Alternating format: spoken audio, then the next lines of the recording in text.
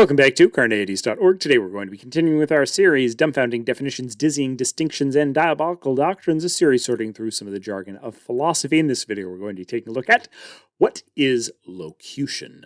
Now, in the philosophy of language, speech acts occur when someone successfully communicates what they mean.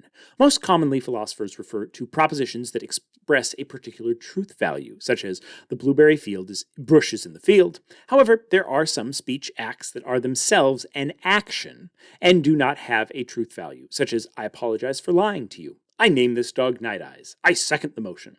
These are clearly still speech acts, but they are also actions themselves, because by saying them, you are also doing something. Some speech acts are imperative instead of informational. Get back. Go to the store. Take 5. Are all giving instructions instead of stating a fact about the world.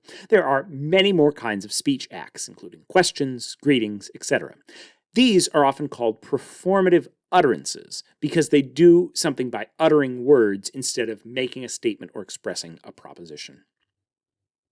Now, often speech acts will do multiple things. The utterance, "That train is coming straight for us," is both a true statement, while it could at the same time be conveying the subtext, "We should get out of the way."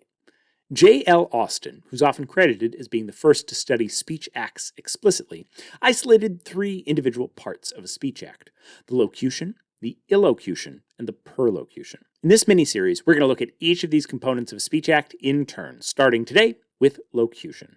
So, the locution of a speech act is the most basic component. Simply put, locution is the literal meaning of something that is said. If you say, "Our house is on fire," the locution is nothing more or less than the words themselves and their exact literal meaning, that the house we own is on fire.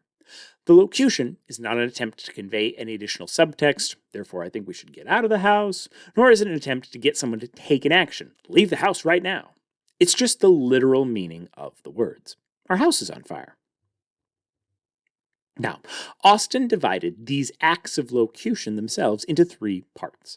First is the phonetic act of making sounds, whether or not these sounds are part of language or have any meaning. Second, he identified the Phatic act, the act of producing sounds that are actually part of a language and intended to have some meaning in that language. Third are the Rhetic acts, the acts of conveying a particular sense and reference with those sounds that are used. If I make a series of sounds, go ah, that do not have any meaning in a language, or at least that I don't intend to have a meaning in a language, that could mean something in another language, but because I'm not intending it to, I don't take a Phatic act. I make a phonetic act, but I don't take a Phatic or a Rhetic one. If I say cat, bat, mat, hat, I may be taking a Phatic act, as these are words in a language, and I'm certainly taking a phonetic act as well, but I might fail to be taking a Rhetic act, since these words don't actually convey any meaning about those things. But saying the cat in the hat has a bat on the mat would be a locutionary act, with all 3 components. I make sounds, those sounds correspond to words in a language that I'm intending them to correspond to, and there's some meaning we can understand, some sense and reference that is meant by those words. Now, there's some interesting philosophical questions of whether there is an objective locutionary meaning to any given sentence.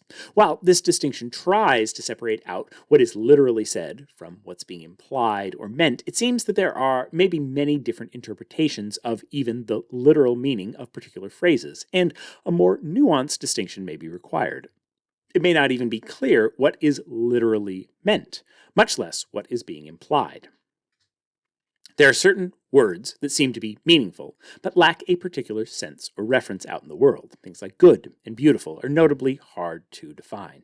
The correspondence theories of truth runs into these kinds of issues all the time, so check out our video on that for more. The basic issue that we're pointing to here is the problem that locution tries to isolate. Here is kind of the literal meaning of these words. Here's just the sense and reference of these particular words. But even that may be unclear at times, and we may have to bring in some amount of intention of the speaker and some context in to understand what the literal meaning of those words are.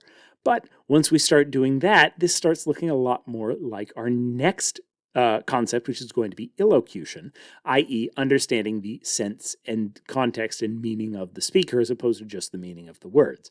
And so it may be harder to isolate this locution than you might initially think. But Give me your thoughts. What do you think? Are there objective, literal meanings to all sentences that are independent of the intentions of the speaker?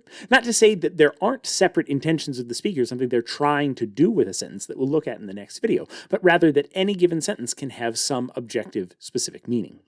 Leave your thoughts in the comments below, and stay tuned for future videos on illocution and perlocution. Watch this video and more here at Carneades.org, and stay skeptical, everybody.